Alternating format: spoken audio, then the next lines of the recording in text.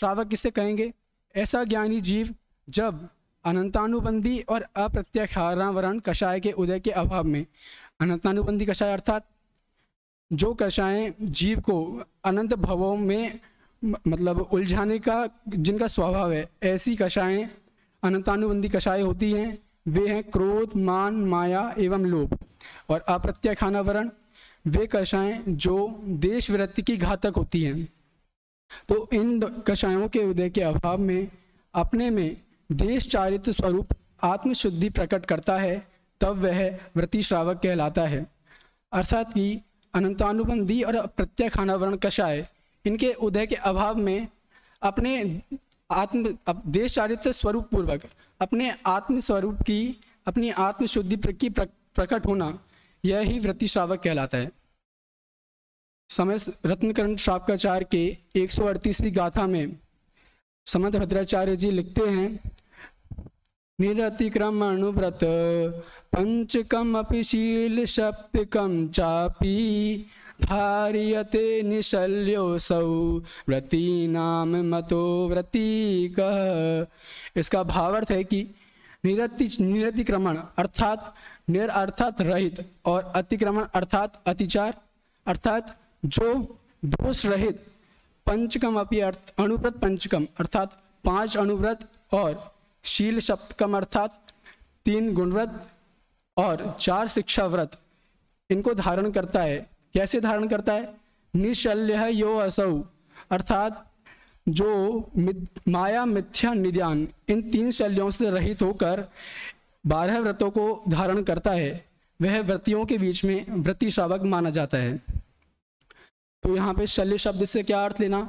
यहाँ शल्य शब्द से अर्थ लेना चुभन अर्थात माया मिथ्या निदान इन 3 चुभन से रहित होकर जो 12 व्रतों को धारण करता है, वह ही सच्चा वृत्ति श्रावक माना जाता है।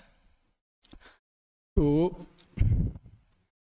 यहाँ पे आगे लिखा है कि व्रत, अब सामान्य जन व्रत से क्या समझते हैं कि आज तो अष्टमी है, मैंने उपवास किया है, मैंने व्रत लिया है, आज चतुर्दशी है, मेरा उपवास है, मैंने व्रत लिया है। किंतु यह सही मायने में व्रत नहीं है। सही मायने में व्रत क्या है? जो आत्मशुद्धि अभी हमें प्रकट हुई है, वह ही निश्चय व्रत है।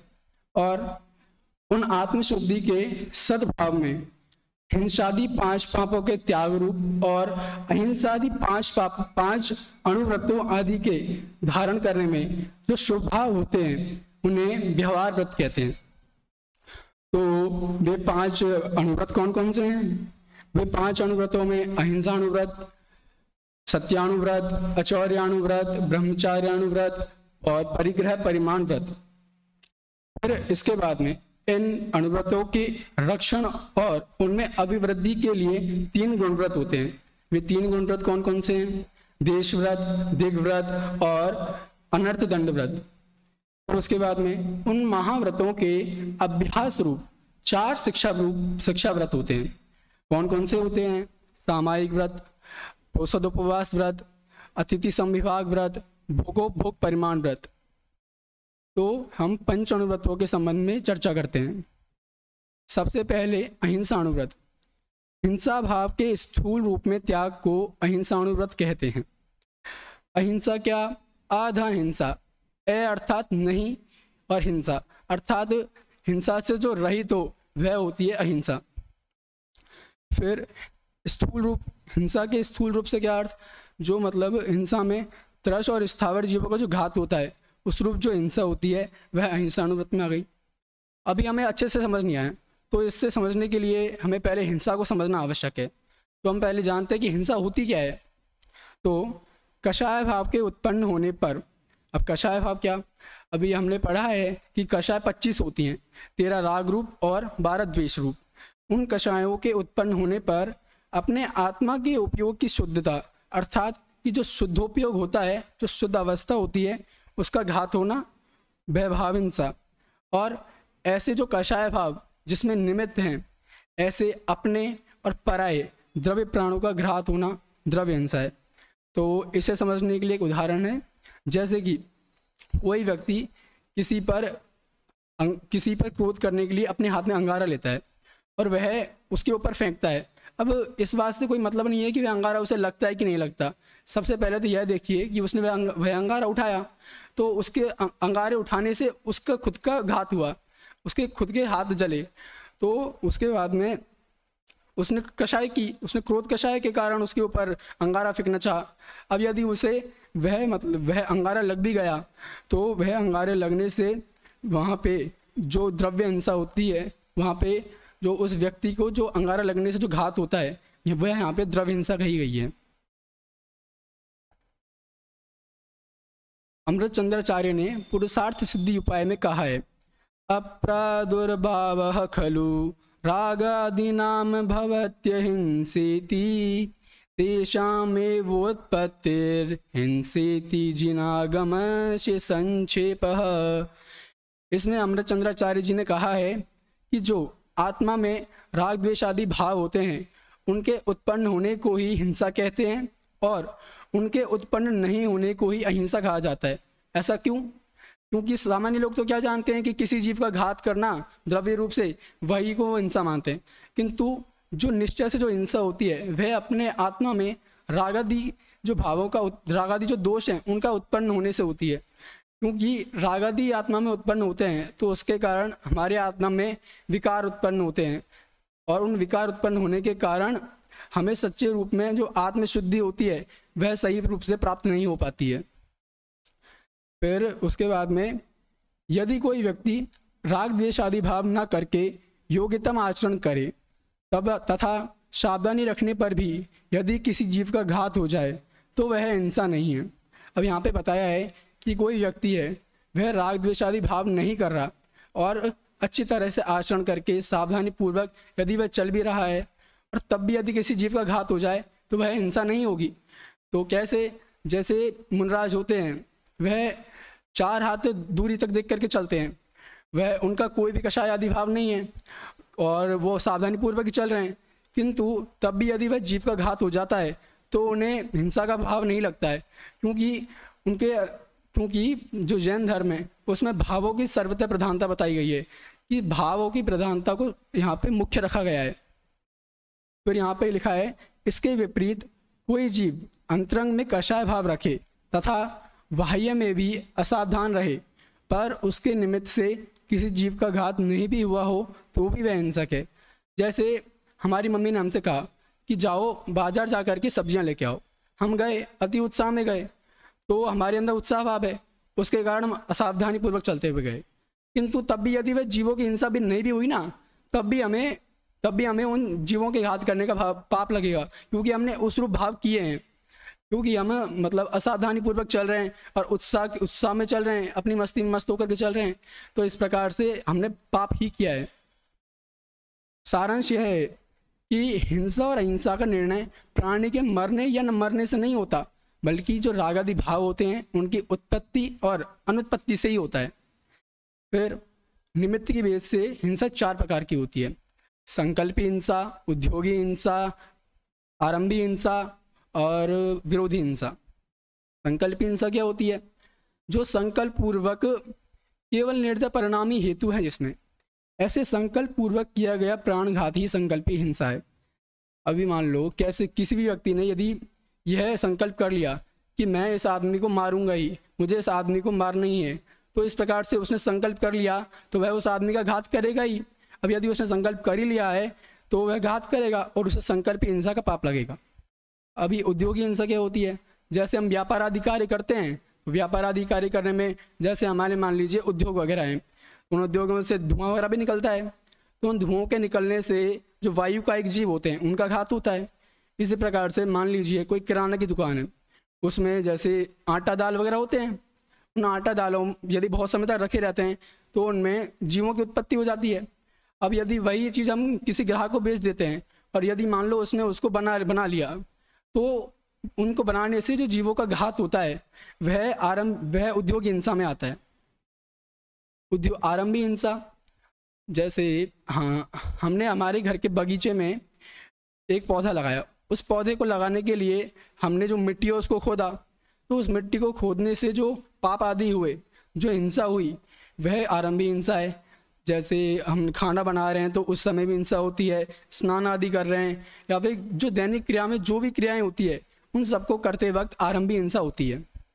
विरोधी हिंसा अपने धर्म, अपने परिवार या फिर धर्मायतन, इन सबके ऊपर यदि किए गए आक्रमण की रक्षा के लिए हम अनिच्छापूर्वक जो हिंसा करते हैं वह विरोधी हिंसा है।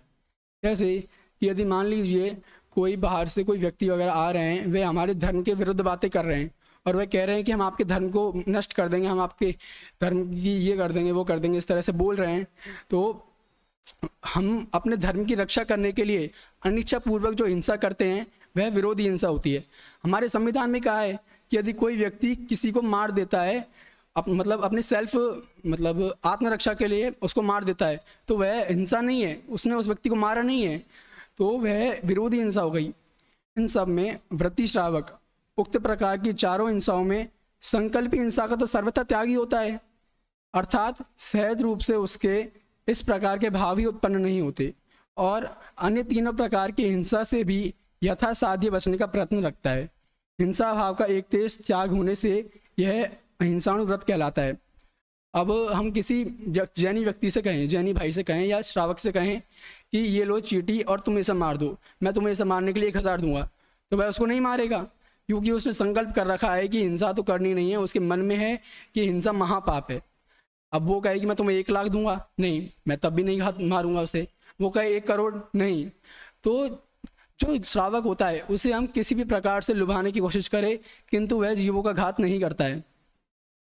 दूसरे नंबर पे आते हैं सत्यानुव्रत। प्रमाद के योग से असत्य वचन बोलना असत्य है, इसका एक देश त्याग ही सत्यानुव्रत है।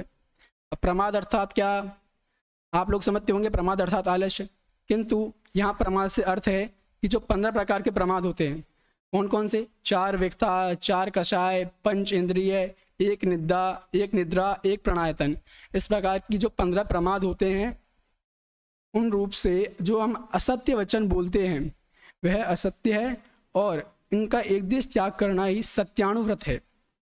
अब असत्य 4 प्रकार से होता है, वैसे होने को तो अनेकों प्रकार से होता है, हमारे ऊपर हम किस प्रकार से झूठ बोलते हैं, किस प्रकार से असत्य बोलते हैं, किंतु मुख्य रूप से असत्य को 4 प्रकार से बताया गया है। कौन कौन सा, पहला सत का अपलाप।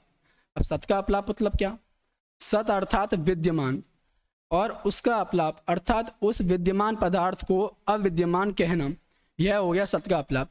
जैसे कोई लड़का आया हमारे पास, उसने कहा कि मुझे एक पेन दीजिए, अब हमने कहा कि मेरे पास में पेन नहीं है, जबकि सच में हमारे पास में पेन है।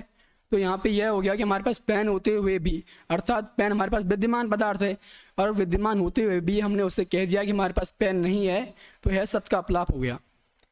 फिर असत का उद्भावन, असत अर्थात जो अविद्यमान चीज़ है उसका उद्भावन अर्थात उसको विद्यमान कहना, वह असत का उद्भावन है। कैसे, तो यदि कोई व्यक्ति ने कहा कि वहाँ जाओ, वहाँ पे एक बोतल रखी है, उसको लेके आओ, हम गए, वहाँ पे बोतल नहीं है, वहाँ पे बोतल की जगह पेन है, तो उसने क्या कहा कि वहाँ पे बोतल है, किंतु वह अविद्यमान चीज़ है, वहाँ पे बोतल नहीं थी वास्तव में। वास्तव में क्या था वहाँ पर, वास्तव में वहाँ पे पेन रखा हुआ था। तो यहाँ पे असत का उद्भावन हो गया है, अर्थात उसने अविद्यमान पदार्थ को विद्यमान बता दिया। फिर कुछ का कुछ कहना अन्यथा प्ररूपण, कुछ का कुछ कहना अर्थात वस्तु स्वरूप जैसे है वैसा न कहकर अन्यथा कहना अन्यथा प्ररूपण है। जैसे हिंसा में धर्म बताना। अब हिंसा में धर्म कैसे हो सकता है, हिंसा में तो जीवों का घात वगैरह करते हैं हम, तो इसमें धर्म हो जाएगा, इससे करके हमें मोक्ष मार्ग की प्राप्ति हो जाएगी, नहीं। तो यह कुछ का कुछ कहना अर्थात वस्तु स्वरूप से अन्यथा प्ररूपण ही करना है, मतलब जो चीज़ नहीं है उसके बारे में ही कहना कि हाँ भाई ऐसा होता है। फिर गर्हित वचन निंदनीय, कलह कारक, पीड़ा कारक, शास्त्र विरुद्ध, हिंसा पोषक, परापवादक आदि वचनों को गर्हित वचन कहते हैं।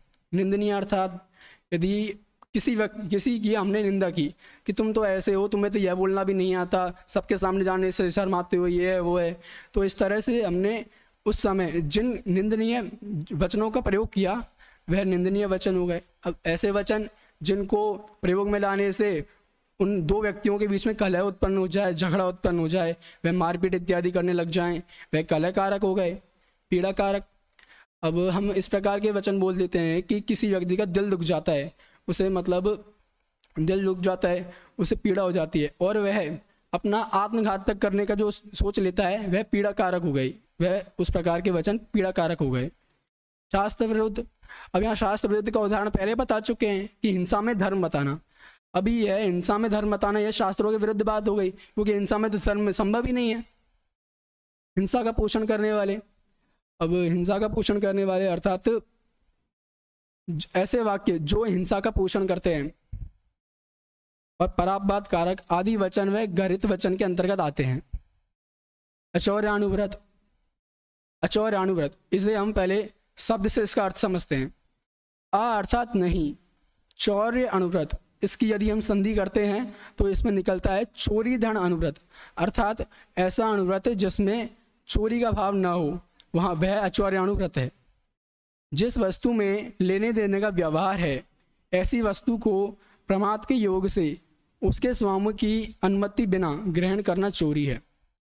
अब यहाँ पे बताया गया है, जैसे मान लीजिए मैंने किसी से पुस्तक लेके आया, अब मैं उसे पुस्तक लेके आ गया, मैंने उसे बताया नहीं कि भाई मैं तेरी पुस्तक लेके जा रहा हूँ, चलो ठीक है हम पुस्तक लेके भी आ गए, हफ्ता हो गए 2 हफ्ता हो गए, हमने उसकी पुस्तक उसे नहीं लौटाई, तो यह भी एक प्रकार की चोरी हो गई, क्योंकि हम एक तो उसे बिना बताए लाए और फिर उसे हमने वापस भी नहीं लौटाई, तो यह हिंसा, यह चोरी हो गई। और इसी प्रकार की चोरी के त्याग अचौर्यानुव्रत हो जाता है। चोरी का त्यागी होने पर भी गृहस्थ कूप, नदी आदि से जल एवं खान से मिट्टी आदि वस्तुओं को बिना पूछे भी ग्रहण कर लेता है, इसलिए एक देश चोरी का त्यागी होने से अचौर्यानुव्रत कहलाता है। अब ये जो यहाँ पे कूप, नदी, जल आदि, खान आदि दिए गए हैं ना, ये प्राकृतिक संसाधन है। अब प्राकृतिक संसाधन पे तो किसी का हक होता नहीं है, किसी भी प्राणी वगैरह का, तो उनसे जो गृहस्थ प्राणी होता है वह कुएं से, तो कुएं नदी आदि से तो पानी ला सकता है और जल आदि से मिट्टी आदि वस्तुओं को बिना पूछे भी ग्रहण कर सकता है, इससे उसे हिंसा का भाव नहीं लगता, इसलिए वह एक देश चोरी का त्यागी होने से अचौर्यानुव्रत कहलाता है। ब्रह्मचार्य अनुव्रत, यहाँ पे ब्रह्मचार्य अनुव्रत में यह लिया गया है कि पूर्णतः स्त्री सेवन का त्याग ब्रह्मचार्य व्रत है। जो गृहस्थ इसे धारण करने में समर्थ है वे स्व स्त्री में संतोष करते हैं। पूर्णतः स्त्री सेवन का त्याग अर्थात जो हमारी माता बहनें हैं उन्हें हमें माँ के समान मानना, स्त्रियों को माँ के समान मानना, एवं जो युवा कन्याएं वगैरह, महिलाएं वगैरह हैं उन्हें अपनी बहनों के समान मानना, और जो कन्या वगैरह होती हैं उन्हें अपनी बेटी के समान मानना। इस प्रकार से हमें पूर्णतः ब्रह्मचार्य व्रत पालन करना चाहिए। जो गृहस्थ है इसे धारण करने में असमर्थ है तो वह स्व स्त्री में भी संतोष कर सकते हैं, स्व स्त्री में संतोष कर सकते हैं और पर स्त्री के रमण का जो भाव होता है उसका सर्वथा त्याग कर देते हैं। उनका यह व्रत एक देश रूप से ब्रह्मचार्य अनुव्रत कहलाता है, क्योंकि पर स्त्री के रमण के भाव को तो सप्तव्यसन में भी कहा गया है कि जो पर स्त्री रमण का भाव होता है वह सप्तव्यसन के अंतर आता है, जो कि बहुत ही गलत होता है। तो इसलिए हमें पर स्त्री सेवन नहीं करना चाहिए, सिर्फ स्व स्त्री में ही संतोष करना चाहिए। परिग्रह परिमाण व्रत, अब यहाँ पर अनुव्रत नहीं लिया है, सिर्फ व्रत लिया है। क्यों लिया है? अणु अर्थात क्या होते हैं? सूक्ष्म। तो यहाँ पे परिग्रह को परिमाण और परिणाम, ये 2 शब्द होते हैं। तो परिणाम अर्थात क्या होता है? कोई भी निष्कर्ष आदि निकलना, और परिमाण अर्थात कोई भी मतलब मात्रा वगैरह। तो यहाँ पे बताया है कि परिग्रह परिमाण की जो परिग्रह होते हैं उन्हें आवश्यकता अनुसार मतलब उपयोग में लेना। तो अपने से भिन्न पर पदार्थों में ममत्व बुद्धि ही परिग्रह है।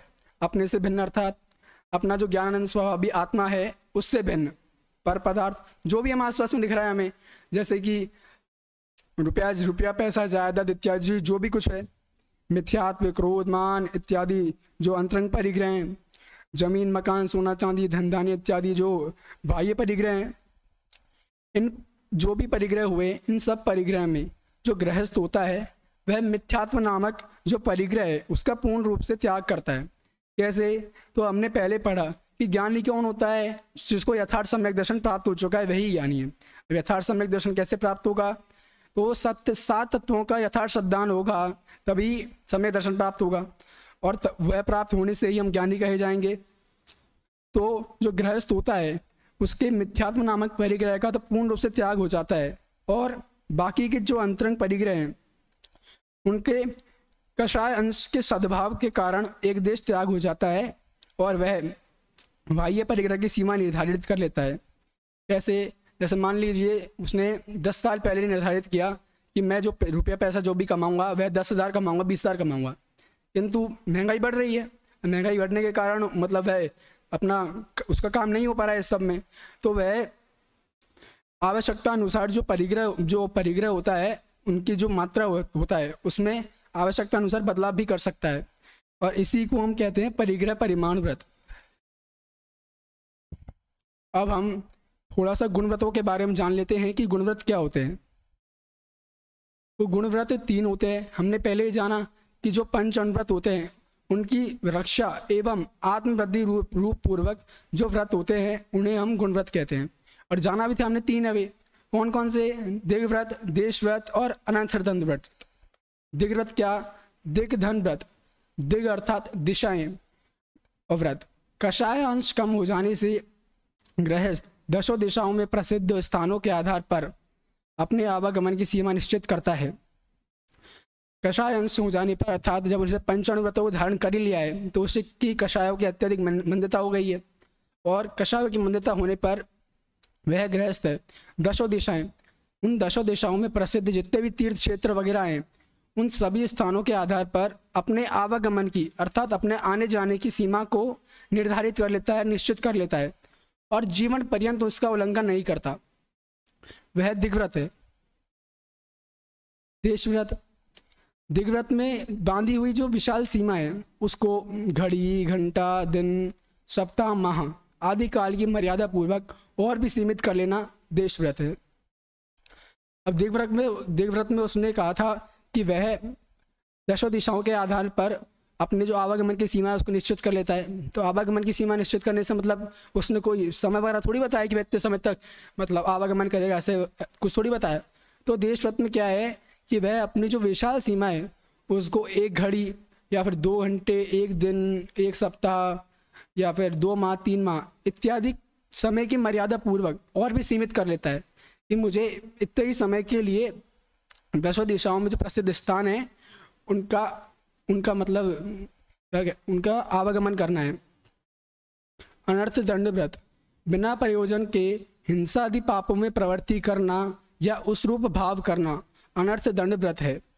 बिना प्रयोजन के अर्थात अब हमें पता है कि जल में अनंत जीव होते हैं। एक जल, अब वैज्ञानिकों के अनुसार एक जो जल की बूंद है उसमें 36,000 के करीबन जीव बताए गए हैं, किंतु हमारे जैन धर्म में उसमें क्या बताया है कि अनंत जीव होते हैं एक जल की बूंद के अंदर। तो यहाँ पे हमने जानते हैं कि अनंत जीव होते हैं एक ही जल की बूंद के अंदर, उसके बावजूद भी हम उस जल को यदि पी रहे हैं तो बिना प्रयोजन के भी हम हिंसादि पापों में प्रवृत्ति कर रहे हैं, जानते हुए भी हम उसमें प्रवृत्ति कर रहे हैं, और उस रूप भाव करने से अनर्थ दंड व्रत हुआ, और उसी के त्याग को हम अनर्थ दंड व्रत कहते हैं। व्रती शावक बिना प्रयोजन के जमीन खोदना, पानी ढोलना, अग्नि जलाना, वायु संचार करना, वनस्पति छेदन करना आदि कार्य नहीं करता, अर्थात वह त्रस हिंसा का तो वह त्यागी ही है। जो श्रावक होता है वह बिना किसी प्रयोजन के जमीन खोदना इत्यादि जो भी कार्य होते हैं ना वह बिना प्रयोजन का नहीं करता, क्योंकि पता है कि हिंसा करने से कितना बड़ा पाप लगता है हमें, जो 7वें नरक तक की जो 33 सागर पर्यंत आयु है वह भी भोगनी पड़ सकती है। तो वह इन सबको जानते हुए बिना प्रयोजन के हिंसादि पापों में प्रवृत्ति नहीं करता है, पर अप्रयोजनीय स्थावर हिंसा का भी त्याग करता है, तथा राग द्वेष आदि प्रवृत्तियों में भी उनकी वृत्ति नहीं रमती, वह इनसे विरक्त ही रहता है। इसी व्रत को अनर्थ दंड व्रत कहते हैं। इसी प्रकार से हम ज्ञानी श्रावक के स्वरूप को समझें और सम्यक दर्शन प्राप्त करके मुनि धर्म अंगीकार करके अपने आत्मा का कल्याण करें, इसी भावना के साथ जय जिनेंद्र।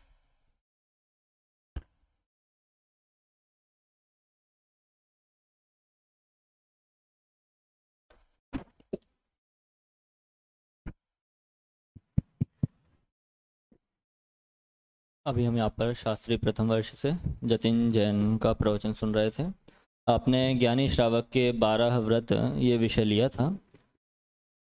प्रारंभ में मंगलाचरण किया, अच्छा मंगलाचरण किया, उसके बाद आपने सीधे विषय को उठाया। एक ये भी तरीका होता है कि ज़्यादा भूमिका ना बनाते हुए अपन सीधा विषय का नाम बता दें और उसके आधार से अपन चर्चा करें। तो आपने वो किया, उसमें भी कोई दिक्कत नहीं थी, होता है, ठीक है। उसके बाद आपने जो विषय की तैयारी की थी, विषय की तैयारी आ, थोड़ी कम सी लगी इस पर्पस में, मतलब जैसे आप जो यहाँ से बोल रहे थे ना, यदि आप पूरा कंठस्थ करके बोलते या पूरा भी नहीं तो लगभग थोड़ा कंठस्थ करके बोलते तो उसमें ज़्यादा लाभ आता। और आपने वैसे पढ़ा वहाँ से, उसको अच्छे से समझाया भी, वो भी बढ़िया है। पर आपके प्रवचन में आधे से ज़्यादा में मुझे ऐसा लगा पढ़ना हुआ है ना, समझाना कम हुआ है। तो अपन ये प्रयत्न